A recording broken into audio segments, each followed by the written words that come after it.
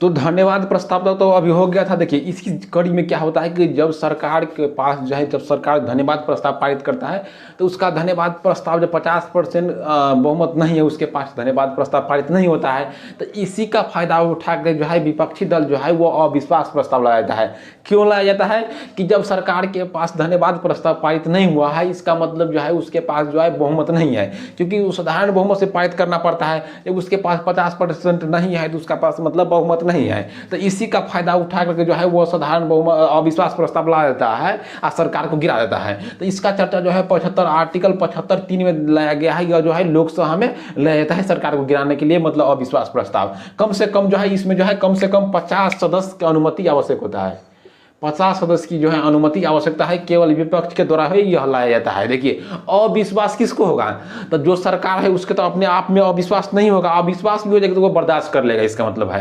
तो यह जो है विपक्ष को होता है विश्वास नहीं है कि विपक्ष, जैसे विपक्ष को हो गया कि उस पर विश्वास नहीं है, तो यह जो है विपक्ष के द्वारा लाया जाता है। मतलब किसके द्वारा लाया जाएगा, तो यह हमेशा जो है विपक्ष के द्वारा लाया जाएगा अविश्वास प्रस्ताव, कि हमें जो है तुम सिद्ध करके दिखाओ कि तुम्हारे पास जो है, मतलब सरकार के पास जो है, जिसका सरकार अभी चल रहा है उसके पास बहुमत है या नहीं है।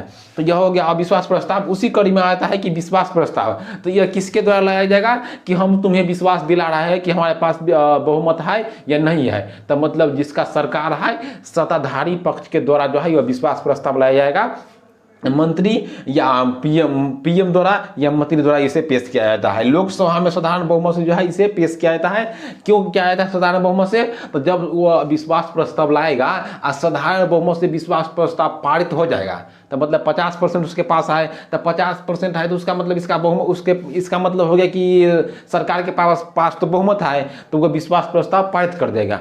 अगर विश्वास प्रस्ताव पारित नहीं होगा तो सरकार का गिरना तय है, मतलब सरकार को जो है मंत्रिपरिषद को जो है त्यागपत्र देना पड़ेगा, विश्वास प्रस्ताव पारित नहीं होगा। तो यहाँ पर अविश्वास प्रस्ताव जो पारित हो जाएगा तो इसे जो है मंत्रिपरिषद को जो है त्यागपत्र देना पड़ता है। देखिए दोनों में डिफरेंट क्या है, अविश्वास प्रस्ताव जो है वो विपक्षी लाता है, तो अगर वो पारित कर देगा तब जो है इसे अविश्वास प्रस्ताव पारित कर देगा, तब मंत्रिपरिषद को त्यागपत्र देना पड़ेगा। यहाँ पर विश्वास प्रस्ताव पारित नहीं होगा तब मतलब ये तो सरकार के द्वारा लाया जाता है और सरकार इसे पारित नहीं कर पाया, तब जो है मंत्रिपरिषद को मतलब त्यागपत्र देना पड़ता है। इतना समझ लिए। अभी आज हम देखे हैं धन्यवाद, सबसे पहले देखिए विशेषाधिकार प्रस्ताव, फिर देखिए ध्यान आकर्षण प्रस्ताव, फिर देखिए कार्य स्थगन प्रस्ताव, फिर देखिए धन्यवाद प्रस्ताव, फिर देखिए अविश्वास प्रस्ताव और फिर देखिए विश्वास प्रस्ताव।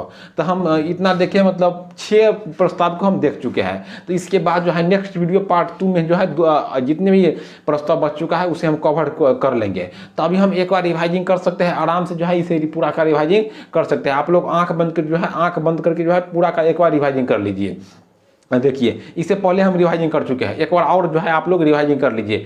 सबसे पहला था विशेषाधिकार प्रस्ताव। विशेषाधिकार प्रस्ताव कब लाया जाएगा, तो यह जो है जब सरकार जब सदन के किसी भी सदस्य को जो है पूरी जानकारी या झूठी जानकारी दिया जाएगा तब लिया जाएगा। जल्दी कीजिए, आंख बंद कीजिए और रिवाइज कीजिए। ध्यान आकर्षण प्रस्ताव के बाद था कार्य स्थगन प्रस्ताव, मतलब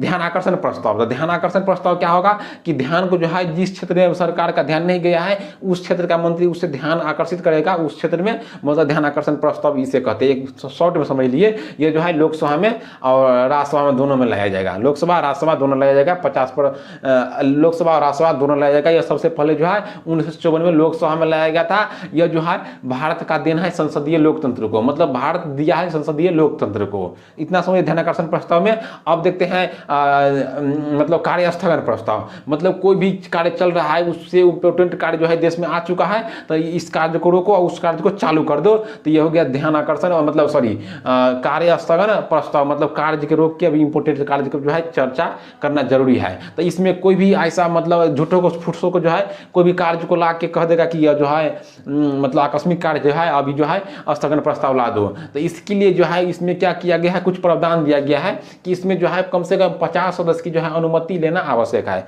कितना सदस्य की अनुमति, तो 50 सदस्य की अनुमति इसमें लेना जरूरी है, तब जो है स्थगन प्रस्ताव लाया जाता है। इतना समझ लिए।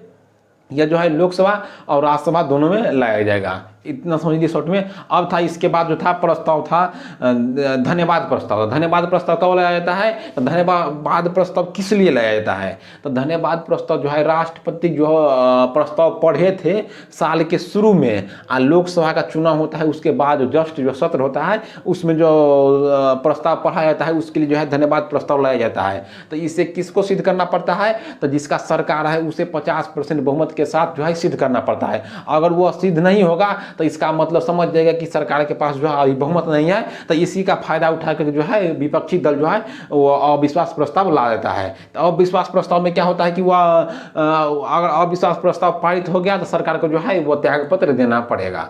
अविश्वास प्रस्ताव कहाँ पर लाया जाएगा? तो वो लोग सभा में लाया जाएगा। लेकिन उसी का इफेक्ट है, उसी का जस्ट उल्टा है विश्वास प्रस्ताव। विश्वास प्रस्ताव कौन लाता है? तो सरकार का पक्ष दिलाता है पीएम और मंत्रिपरिषद कि हमारे पास जो है अभी बहुमत है।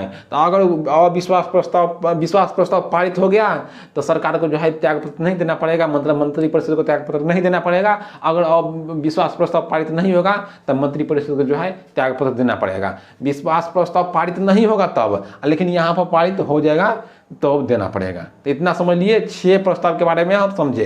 तो अब देखेंगे हम आगे वीडियो जितना प्रस्ताव बच चुका है उसके बारे में हम देख लेते हैं।